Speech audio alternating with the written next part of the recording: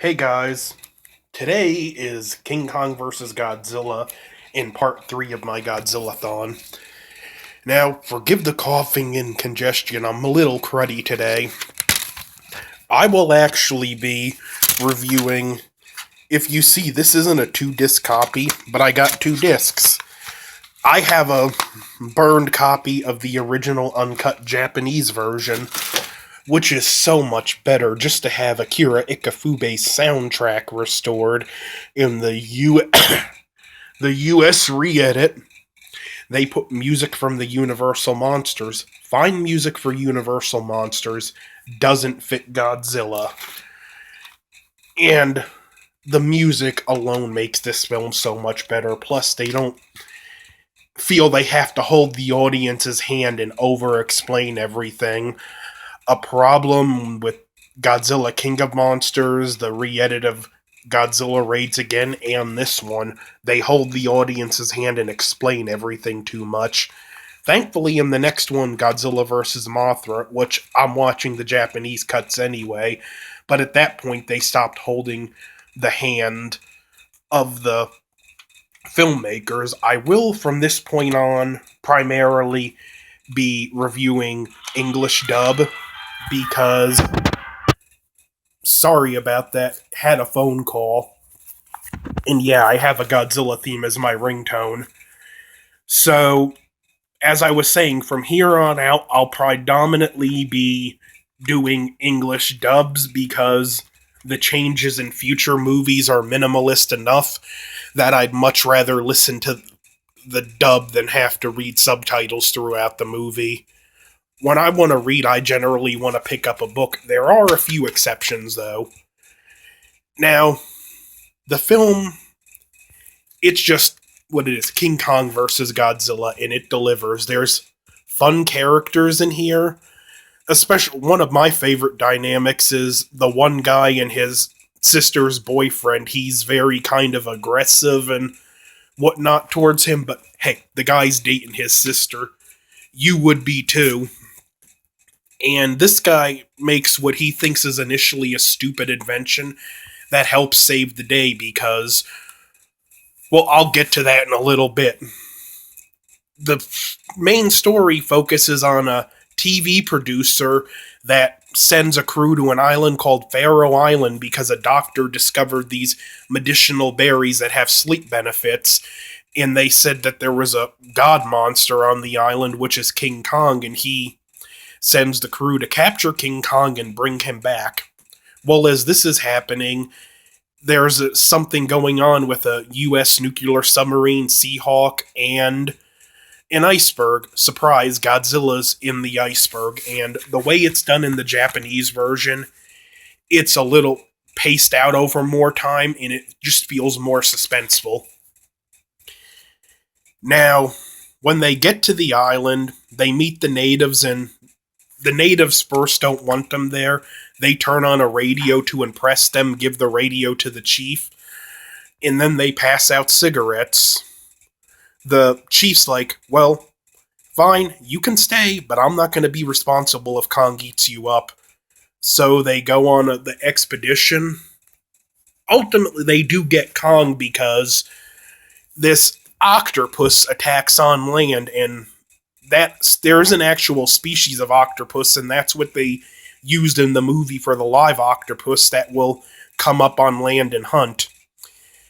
Legend has it that A.G. Subraya, special effects master, after they were done filming the scenes, ate the lobster. This guy eats his own special effects. Now, they capture Kong, and as they're bringing him to Japan on the boat, Godzilla's heading towards Japan, and it's just full crisis mode at this point. There's evacuations. We get to see scenes where characters are in danger. The one girl, she goes to evacuate and gets pulled off the back of a truck, and her boyfriend goes in to save her, and they have to hide in the woods from Godzilla. Fun characters, but kind of minimalistic, but this really isn't a character drama. They made this movie for just one purpose, and it's the title. I'm sorry, I don't watch this one for the characters. It's for the fight at the end. Now, the first fight with Kong and Godzilla, Godzilla just kind of spits his atomic breath at him a few times, and Kong retreats. Later on, Kong shows up in Tokyo, takes the sister slash girlfriend, and they have to load the berry juice in the head of rockets. And they put Kong to sleep, and they use the wires the boyfriend made. It's this wire that's supposed to be like thin as sewing thread, but stronger than steel. They hook it up to balloons and helicopters and take Kong to fight Godzilla. Kind of a clunky start because there's 2 points in this fight where Kong hits his head against a rock and knocks himself out. And the fight's pretty one-sided until he gets struck by lightning and he gets the lightning power. I'll explain that in a few. They fight and they get the traditional pagoda scene that was in some of these earlier movies. They destroy the pagoda, Kong knocks Godzilla into the water, and at the end, I kind of take it as the ending's left up to interpretation. We see Kong on the surface swimming away and no sight of Godzilla, but Godzilla can breathe underwater. I kind of feel like they just fought to a draw. Now, the lightning issue. There was another Toho film called Frankenstein vs. Baragon.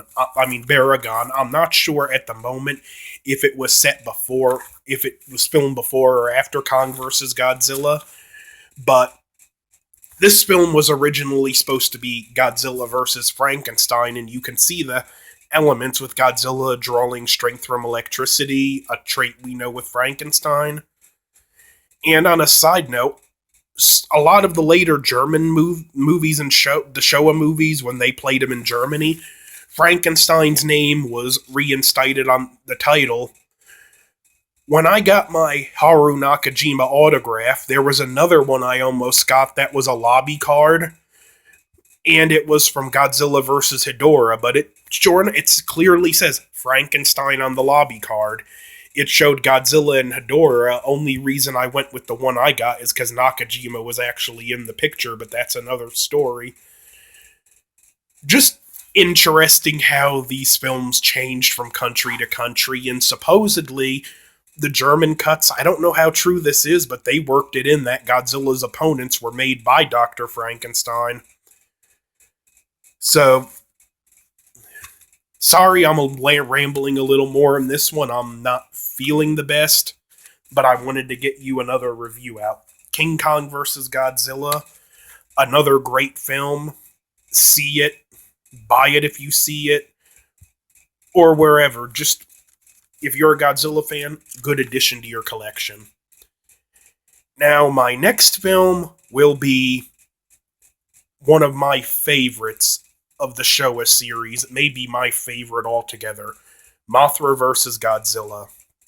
Now, because I'm not feeling too well, I'm going to hold off on my profile videos for a couple days. I still want to do Ashiro Honda, Eiji Tsuburaya, and Tomoyuki Tanaka. I'll get to those later. Don't forget to like, share, subscribe, comment, and feel free to hit dislike. I'm doing this for fun, so you ain't gonna hurt my feelings. Until next time, over and out, G-fans.